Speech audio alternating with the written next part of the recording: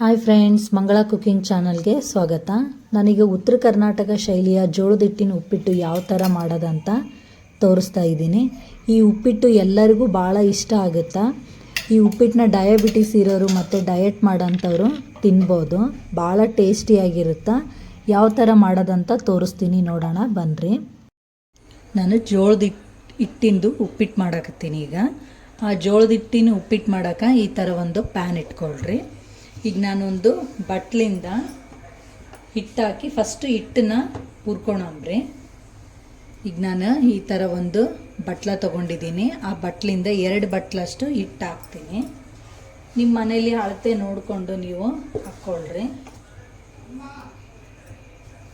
ಈಗ ನಾನು 2 ಬಟ್ಲಷ್ಟು ಹಿಟ್ಟನ್ನು ಹಾಕ್ತೀನಿ. ಈಗ ಇದನ್ನು ಚೆನ್ನಾಗಿ ಹುರ್ಕೊಳಂಬ್ರಿ. ಹೀಗೆ ಈ ಥರ ನೀಟಾಗಿ ಇದನ್ನು ಹುರ್ಕೊಳ್ರಿ. ಹಿಟ್ಟನ್ನು ಯಾಕೆ ಹುರಿಬೇಕಪ್ಪ ಅಂದ್ರೆ, ನಾವೀಗ ಜೋಳದ ಹಿಟ್ಟಿನ ಉಪ್ಪಿಟ್ಟು ಮಾಡ್ತೀವಲ್ಲ, ಆ ಹಿಟ್ಟಿನ ಉಪ್ಪಿಟ್ಟು ನೀಟಾಗಿ ಆಗುತ್ತೆ. ಈ ಥರ ಹುರ್ಕೊಂಡ್ರೆ ಗಂಟು ಆಗಲ್ಲ. ಆಮೇಲೆ ಉಪ್ಪಿಟ್ಟು ಸಮ ಟೇಸ್ಟ್ ಚೆನ್ನಾಗಿ ಕೊಡುತ್ತೆ. ಅದಕ್ಕಂತ ಈ ಥರ ಜೋಳದ ಹಿಟ್ಟನ್ನ ನೀಟಾಗಿ ಹುರ್ಕೋಬೇಕು. ನೀವಿದು ಉರಿತಾನೆ ನಿಮಗೆ ಗೊತ್ತಾಗುತ್ತೆ ಹಿಟ್ಟು ಯಾವ ಥರ ಆಗೈತೆ ಅಂತ. ಸಾಫ್ಟಾಗಿರೋ ಹಿಟ್ಟು ಈ ಥರ ಸ್ವಲ್ಪ ಜುರಿ ಅನಿಸುತ್ತಾ, ಅಲ್ಲಿ ತನಕ ಚೆನ್ನಾಗಿ ಹುರ್ಕೊಳ್ರಿ. ಈ ಉಪ್ಪಿಟ್ಟು ತಿನ್ನೋದ್ರಲ್ಲಿಂದ, ಜೋಳದ ಹಿಟ್ಟಿನ ಉಪ್ಪಿಟ್ಟು ತಿನ್ನೋದ್ರಲ್ಲಿಂದ ಡಯಟ್ ಮಾಡೋರಿಗೂ ಇದು ಒಂಥರ ಒಳ್ಳೆ ಫುಡ್ಡು. ಆಮೇಲೆ ಡಯಾಬಿಟಿಸ್ ಇರೋರಿಗೂ ಇದು ಒಳ್ಳೆ ಫುಡ್ಡು. ಈ ಪ್ರತಿ ಸಲ ನಾವು ರೊಟ್ಟಿನೇ ಮಾಡ್ಕೋಬೇಕು, ಮುದ್ದಿನೇ ಮಾಡ್ಕೋಬೇಕು ಅನ್ನೋಕ್ಕಿಂತ ಈ ಥರ ಸ್ವಲ್ಪ ಸ್ಪೆಷಲ್ ಇರುತ್ತೆ. ಉಪ್ಪಿಟ್ಟು ಮಾಡ್ಕೊಂಡು ತಿಂದ್ರೆ ಇದನ್ನು ಟೇಸ್ಟ್ ಚೆನ್ನಾಗಿರುತ್ತೆ. ಈಗ ನೋಡ್ರಿ, ಈ ಥರ ಉರಿತಾನೆ ಸ್ವಲ್ಪ ಆವಾಗಲೇ ಹಿಟ್ಟಿನ ಘಮ ಬರ್ತಾ ಇದೆ. ಇದಕ್ಕೆ ಸ್ವಲ್ಪ ಎಣ್ಣೆ ಹಾಕ್ಕೊಳಂಬ್ರಿ.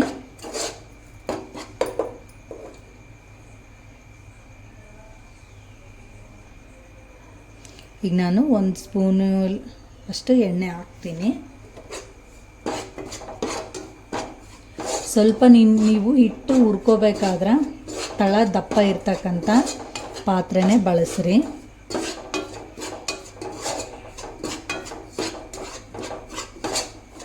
ನೀವು ನೀಟಾಗಿ ನಿಧಾನಕ್ಕೆ ಹುರಿಯೋಕೆ ನಿಮಗೆ ತಳ ದಪ್ಪ ಇದ್ದರೆ ಚೆನ್ನಾಗಿ ಅನಿಸುತ್ತೆ.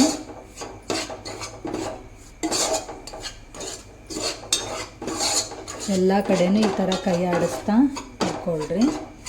ಹಿಟ್ಟು ಆವಾಗಲೇ ಘಮ ಬರ್ತಾ ಇದೆ. ಆ ಥರ ಹಿಟ್ಟು ಘಮ ಬರಬೇಕಾದ್ರೆ ನೀವು ಗ್ಯಾಸ್ನ ಬಂದ್ ಮಾಡಿಕೊಂಡು ಹಿಟ್ಟು ತಕ್ಕೊಳ್ರಿ.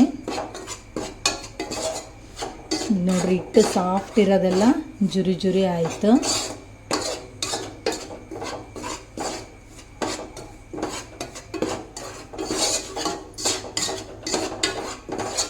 ಈಗೆಲ್ಲ ನೀಟಾಗಿ ಹಿಟ್ಟು ರೆಡಿ ಆಗೈತೆ. ಈಗ ನಾನು ಈ ಹಿಟ್ಟನ್ನ ಒಂದು ಪಾತ್ರೆಗೆ ತಕ್ಕೋತೀನಿ. ಸ್ವಲ್ಪ ಹಿಟ್ಟು ಅವಲೇ ಬಣ್ಣ ಚೇಂಜ್ ಆಗುತ್ತಾ. ಆಮೇಲೆ ನಿಮ್ಗೆ ಇದು ಹಿಟ್ಟು ಯಾವ ಥರ ಗೊತ್ತಾಗಬೇಕಾ ಅಂದ್ರೆ, ಹಿಟ್ಟು ಆವಾಗಲೇ ಘಮ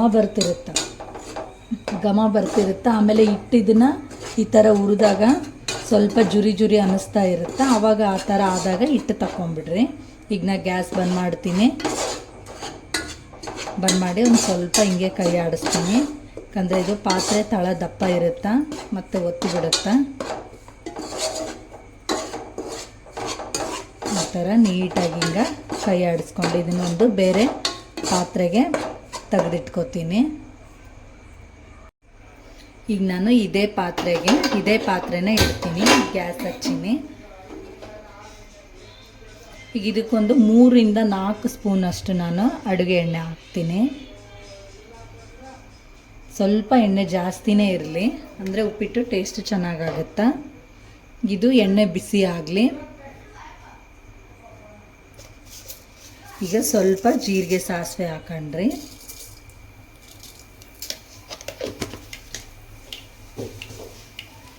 ಕಡಲೆಬೇಳೆ, ಉದ್ದಿನೆಬೇಳೆ ನಿಮ್ಮ ಆಪ್ಷನ್ಸ್. ಬೇಕನ್ಸಿದ್ರೆ ಹಾಕ್ರಿ. ಯಾಕಂದರೆ ಈ ಜೋಳದ ಹಿಟ್ಟಿನ ಉಪ್ಪಿಟ್ಟಿಗೆ ಕಡಲೆಬೇಳೆ, ಉದ್ದಿನಬೇಳೆ ಅಷ್ಟೊಂದು ಟೇಸ್ಟ್ ಚೆನ್ನಾಗಿ ಅನಿಸಲ್ಲ.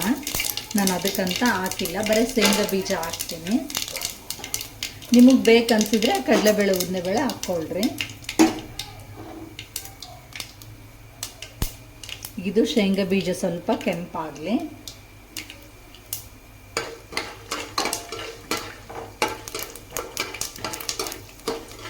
ಸ್ವಲ್ಪ ಶೇಂಗಾ ಬೀಜ ಕೆಂಪಾದ್ಮೇಲೆ ಕರಿಬೇವು ಹಾಕ್ತೀನಿ.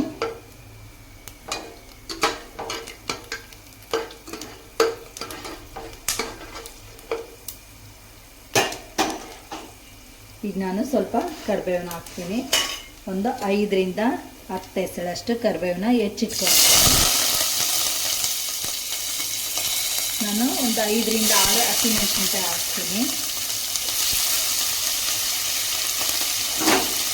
ಇದು ಸ್ವಲ್ಪ ಫ್ರೈ ಆಗಲಿ.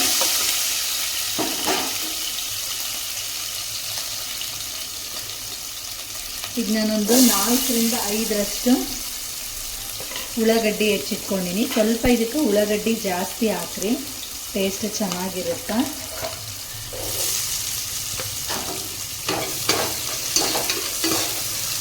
ಸ್ವಲ್ಪ ನೀವು ಯಾವುದೇ ಉಪ್ಪಿಟ್ಟು ಮಾಡಲಿ ಇದಕ್ಕೆ ಉಳ್ಳಾಗಡ್ಡಿನ ಸ್ವಲ್ಪ ಜಾಸ್ತಿ ಹಾಕಿದರೆ ಟೇಸ್ಟ್ ಚೆನ್ನಾಗಿರುತ್ತೆ.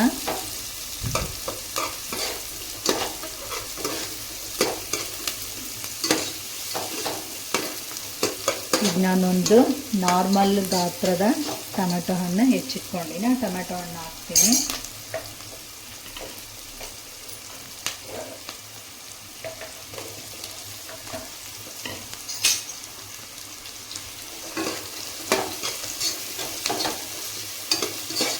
ಈಗ ನಾರ್ಮಲಿ ಉಪ್ಪಿಟ್ಟು ಯಾವ ಥರ ಮಾಡ್ತೀರಿ ಅದೇ ಥರನೇ ಇದನ್ನೆಲ್ಲದನ್ನು ಬೇಯಿಸ್ಕೊಳ್ರಿ.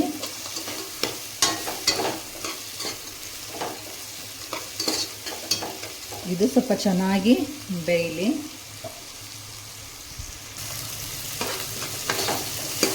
ಈಗ ಉಳ್ಳಾಗಡ್ಡಿ ಎಲ್ಲ ಚಂದ ಬೆಂದವು ನೋಡ್ರಿ. ಈಗ ಇದಕ್ಕೆ ನಾವು ನಿಮಗೆ ಬೇಕನ್ಸಿದ್ರೆ ಅರಿಶಿನ ಹಾಕ್ಕೊಳ್ರಿ, ಇಲ್ಲಾಂದರೆ ಅರಿಶಿನ ಹಾಕಿಲ್ಲ ಅಂದ್ರೂ ನಡೆಯುತ್ತೆ. ಈಗ ಉಳ್ಳಾಗಡ್ಡಿ ಎಲ್ಲ ನೀಟಾಗಿ ಬೆಂದಿದ್ದಾವ. ಈಗ ನಾವು ಯಾವ ಬಟ್ಲಿಂದ ಹಿಟ್ಟು ಹಾಕಿದ್ವಿ ಅದೇ ಬಟ್ಲಿಂದ ನಾನು 1 ಬಟ್ಲು ಹಿಟ್ಟಿಗೆ 2 ಬಟ್ಲಷ್ಟು ನೀರು ಹಾಕಬೇಕು. 1 ಬಟ್ಲ ಹಿಟ್ಟಿಗೆ 2 ಬಟ್ಲಷ್ಟು ನೀರು. ನಾನೀಗ 1 ಬಟ್ಲ ಹಾಕಿದ್ದೀನಿ. 2 3 4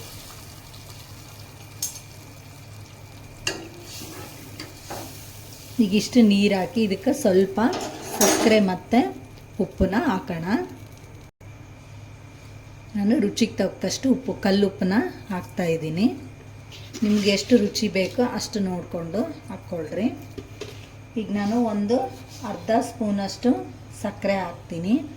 ಮಾಮೂಲು ಅರ್ಧ ಸ್ಪೂನಷ್ಟು ಸಕ್ಕರೆ ಹಾಕ್ತೀನಿ. ಈಗಿದು ಚೆನ್ನಾಗಿ ಕುದೀಲಿ. ಈಗಿದು ನೀರೆಲ್ಲ ಚೆನ್ನಾಗಿ ಕುದೀಲಿ.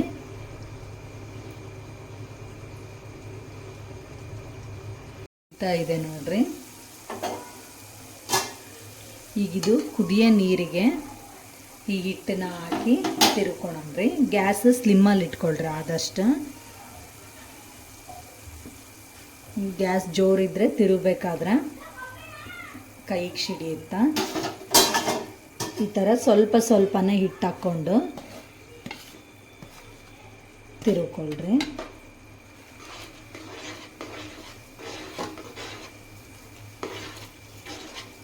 ಈ ಥರ ನೀಟಾಗಿ ತಿರುಕೊಳ್ರಿ. ಗ್ಯಾಸ್ ಸ್ಲಿಮ್ಮಲ್ಲಿ ಇಟ್ಕೊಳ್ರಿ.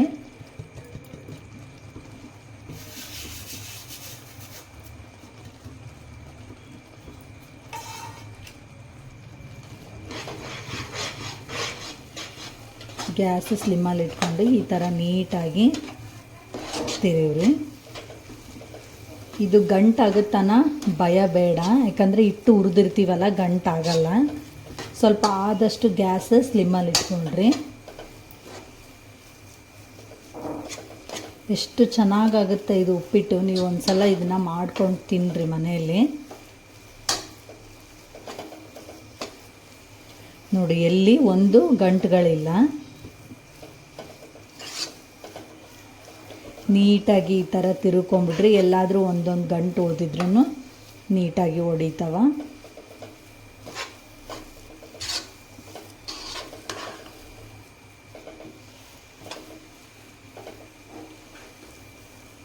ನೋಡಿರಿ ಎಲ್ಲಿ ಒಂದು ಗಂಟುಗಳು ಕಾಣಿಸ್ತಾ ಇಲ್ಲ.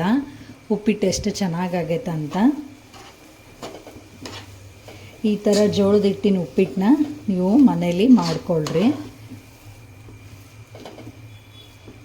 ಇದು ಈ ಥರ ತಿರುಕೊಂಡು ಒಂದು 5 ನಿಮಿಷ ಗ್ಯಾಸ್ ಸ್ಲಿಮ್ಮಲ್ಲೇ ಇಟ್ಟು ಮುಚ್ಚಿಟ್ಬಿಡ್ರಿ. ಈಗ 5 ನಿಮಿಷ ಆದಮೇಲೆ ತಗೊಂಡ್ರಿ. ನೋಡ್ರಿ ಎಷ್ಟು ಚೆನ್ನಾಗಿ ಉಪ್ಪಿಟ್ಟಾಗೈತೆ ಅಂತ.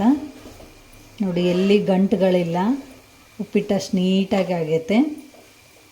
ಅದಕ್ಕೆ ಸ್ವಲ್ಪ ದಪ್ಪ ತಳ ಇರ್ತಕ್ಕಂಥ ಪಾತ್ರೆ ತೊಗೊಂಡ್ರೆ ಈ ಥರ ತಳ ಹಿಡಿಯಲ್ಲ, ಇಲ್ಲಾಂದ್ರೆ ತಳ ಹಿಡಿತೈತೆ. ನೋಡಿರಿ ಉಪ್ಪಿಟ್ಟು ರೆಡಿ ಆಯಿತು. ಈ ಜೋಳದ ಹಿಟ್ಟಿನ ಉಪ್ಪಿಟ್ಟು ನಿಮ್ಗೆ ಇಷ್ಟ ಆಯ್ತಂದ್ರೆ, ಈ ಉಪ್ಪಿಟ್ಟು ಇಷ್ಟ ಆದ್ರೆ ಲೈಕ್ ಮಾಡಿರಿ, ಶೇರ್ ಮಾಡಿರಿ, ಸಬ್ಸ್ಕ್ರೈಬ್ ಮಾಡಿರಿ. ಮತ್ತೆ ಮುಂದಿನ ವಿಡಿಯೋದಲ್ಲಿ ಭೇಟಿ ಆಗೋಣ. ಬಾಯ್.